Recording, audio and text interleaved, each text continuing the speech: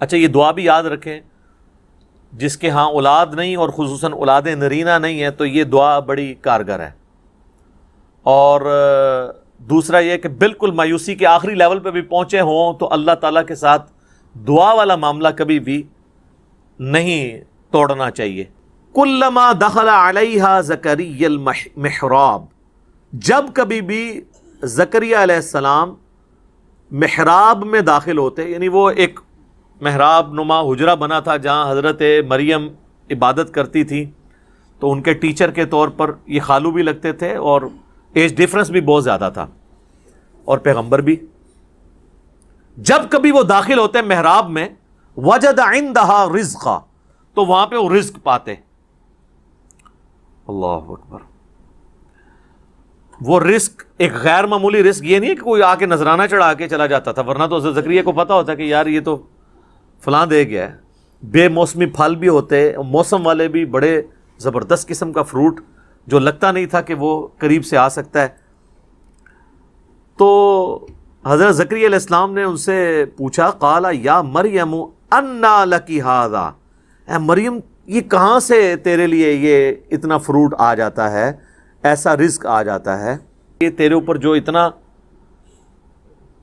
فضل و کرم ہے، خاص بے موسمی پھل ہیں، یہ کہاں سے آ گئے؟ آپ کے پاکستان کے مرید ہوتے تو کہتے ہیں حضور تہاڈی نگاہ مرشد ہے. ہاں، کیونکہ یہ تصوف کی لائن میں اللہ کا نام یوز ہوتا ہے، باقی فنا فی شیخ میں ہی ختم ہو جاتا ہے بندہ، فنا فی اللہ تک نہیں پہنچتا. قرآن میں تو فنا فی شیخ کا کوئی تعلق ہی نہیں قرآن کے ساتھ. قرآن میں رسول کی یا خلیفہ کی بیعت ہے اور وہ بھی مشروط ہے اللہ کے ساتھ. رسول اللہ نے بھی بیعت لی نا حدیبیہ کے موقع پر، تو سورہ فتح میں آیا کہ اے نبی یہ جو تم سے بیعت تم لے رہے ہو نا جن کی، یہ ان کے ہاتھوں پہ اللہ کا ہاتھ ہے. اور سورہ توبہ میں اللہ نے فرمایا کہ اللہ نے مومنین کی جانیں اور مال جنت کے بدلے میں خرید لی ہیں، ایسی بیعت پر خوشیاں مناؤ. بیعت کہتے ہیں بیچنے کو، بائے لفظ استعمال ہوتا ہے. انسان کسی انسان کے آگے اپنے آپ کو نہیں بیچ سکتا، صرف اللہ ہی ہے جس کے سامنے آپ بیچ سکتے ہیں. قالت هو من عند اللہ، وہ کہنے لگی اللہ کی طرف سے آتا ہے. اللہ اکبر. ان اللہ یرزق من یشاء بغیر حساب، بے شک اللہ جسے چاہتا ہے بغیر حساب و کتاب کے رزق عطا فرما دیتا ہے. اب یہاں تو ہونا چاہیے تھا بھی تجھے بات کرنے کی تمیز نہیں ہے، میں نہیں اللہ کو مانتا، تو مجھے بتا رہی ہے کہ اللہ کی طرف سے، اللہ کی طرف ہی آتا ہے سارا کچھ، اللہ ہی کرتا ہے. پر کوئی ساڈا بھی وچ نظر ہے نا، فیض ہے نا، ساڈے ہی صدقے تسی کھا رہے ہو نا. صدقے صدقے سب انڈیا پاکستان بنگلہ دیش دیا بیماریاں نے. قرآن میں یہ چیز نہیں ہے. قرآن بالکل واضح ہے اپنے عقائد اور نظریات کے اندر. تو یہ حضرت سیدہ مریم نے امت کو عقیدہ دے دیا ہے، اپنی ماننے والوں کو بھی اور ہمیں بھی، ہم بھی ان کے ماننے کہ آپ نے یہی کہنا ہے کہ اللہ جسے چاہتا ہے بغیر حساب و کتاب کے رزق دیتا ہے. آپ جب حضرت زکریا علیہ السلام نے یہ بات سنی نا، سر دیکھیں، ہنالک دعا زکریا ربہ، این اسی وقت اسی جگہ پر، دیر اینڈ دین. ہنالک عربی میں استعمال ہوتا ہے اسی وقت اسی جگہ پر دعا کر دی انہوں نے. قال رب هب لي من لدنك ذرية طیبہ، اے رب میرے مجھے اپنے پاس سے ایک پاکیزہ اولاد عطا فرما. انک سمیع الدعاء، بے شک تو دعاؤں کا سننے والا ہے. سورہ مریم میں تو ڈیٹیل ہے کہ وہ پوری تمہید بناتے ہیں کہ مجھے ایک اولاد چاہیے جو اولاد یعقوب کی وارث بنے، یعنی بنی اسرائیل کی. اور یہ جو میں ہیکل سلیمانی کی دیکھ بھال کر رہا ہوں تو مجھے بھی ایک اپنا ایک گدی نشین آپ سمجھ لیں، خانقاہ نشین، یہ لیکن اللہ کی خانقاہ، جس کے لیے ہم خانقاہ کا لفظ اپنی امت میں دار ارقم، ہم اس اکیڈمی کو دار ارقم کہتے ہیں، کیونکہ نبی علیہ السلام کو جب یہ لوگ کون جن کی اولادیں آج دین کا کام نہیں ہمیں کرنے دیتی، ان کے باء اجداد جب کھلے عام دعوت و تبلیغ نہیں کرنے دیتے تھے تو نبی علیہ السلام دار ارقم میں بیٹھ کے تو لوگوں کو دین سکھایا کرتے تھے. اس لیے ہم نے اپنی اس اکیڈمی کا نام دار ارقم رکھا ہوا ہے اس اعتبار سے. تو خانقاہ کا لفظ بھی آپ یوز کر سکتے ہیں، لیکن وہ چونکہ اب کافی بدنام ہو چکا ہے تصوف کی وجہ سے، اس لیے دار ارقم. پھر جب ہمارے نبی کی سنت دار ارقم ہے تو ہم کیوں ہیکل کا لفظ یا معبد کا لفظ استعمال کریں؟ ہمیں وہی ٹرمز یوز کرنی چاہیے. عبادت گاہ کے لیے مسجد کی ٹرم، اسی لیے ہم نے مسلم کی ٹرم بھی عام کی ہے. کہ نہ میں وابی نہ میں بابی، میں ہوں مسلم علمی کتاب.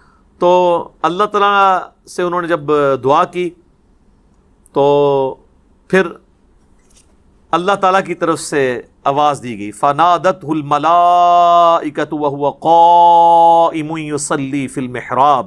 نماز پڑھ رہے تھے حضرت زکریا علیہ السلام محراب میں کھڑے ہو کر، تو فرشتے کی طرف سے ندا آئی کہ دعا قبول ہوئی ہے اور اس کے اوپر بشارت آ رہی ہے.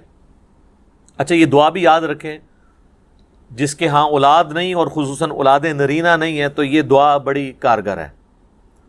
اور دوسرا یہ کہ بالکل مایوسی کے آخری لیول پہ بھی پہنچے ہوں تو اللہ تعالیٰ کے ساتھ دعا والا معاملہ کبھی بھی نہیں توڑنا چاہیے. اور حضرت زکریا علیہ السلام کو یہ بات کلک کر گئی کہ وہ اللہ جو بغیر موسمی پھل مریم کو دے سکتا ہے تو مجھے اس بڑھاپے کے اندر اولاد بھی دے سکتا ہے. یہ انہوں نے اجتہاد کیا. اس طرح کا اجتہاد کیا کریں، بالکل الٹ اجتہاد نہ کر لیں. ان اللہ یبشرک بیحییٰ مصدقا بکلمۃ من اللہ، بے شک اللہ تعالیٰ آپ کو خوشخبری دیتا ہے ایک بچے کی جس کا نام یحییٰ ہوگا. اور سورہ مریم میں آتا ہے اس نام کا پہلے کوئی بچہ نہیں تھا، اللہ نے خود نام رکھ دیا. تصدیق کرنے والا ایک اللہ کے خاص کلمے کی. ابھی حضرت زکریا کو بھی نہیں پتا کہ یہ کلمہ کون ہوگا، عیسیٰ ابن مریم، کیونکہ وہ تو پیدا نہیں ہوئے. تو کہا کہ تیرا وہ بچہ پیدا ہونے والا ہے جو اپنے وقت کے سب سے عظیم الشان انسان اور انسانی تاریخ میں ایک بہت بڑے پیغمبر کی تصدیق کرنے والا پیغمبر ہوگا، حضرت عیسیٰ علیہ السلام کی. من اللہ، اللہ کی طرف سے جو کلمہ ہوگا. وَسَيِّدًا وَحَصُورًا وَنَبِيًّا مِّنَ الصَّالِحِينَ، اور وہ سردار ہوگا اور عورتوں سے ہمیشہ بچنے والا اور انبیاء میں سے اور صالحین میں سے ہوگا. ساری کوالٹیز اللہ تعالیٰ نے گنوا دی ہیں.